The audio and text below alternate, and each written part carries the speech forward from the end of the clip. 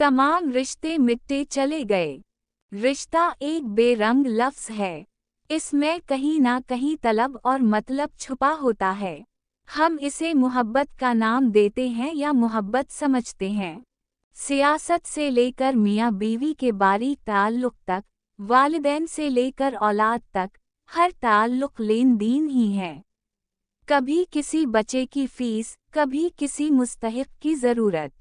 और एक ऐसा मुआशरा जहाँ जिसकी लाठी इसकी भैंस का फार्मूला चलता हो, और जहाँ चढ़ते सूरज को सलाम नस्ब अलैन बिन जाए, वहाँ ऐसा ही होता है। मियाँ बीवी में नाचाकी के नतीजे में वक्त फासले पैदा कर दे या कोई सियासी शख्सियत कैद होकर अवाम से कट जाए, वहाँ मफादात के सांप रेंगने लगते हैं। हम असल को छुपाते हैं। लड़कियां औरतें बनकर माँ बाप की इज्जत का मान रखती हैं। बेवाएं ज़माना किया कहेगा को सोचकर शादी नहीं करती, और अपनी जायदाद बांट देती हैं। तो फिर ऐसे ही होता है।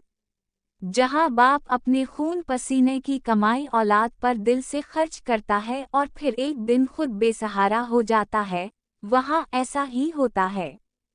सियासत में ताकतवर ही अपने हरीफ और अवाम के सरों में गरम सलाख दागता है।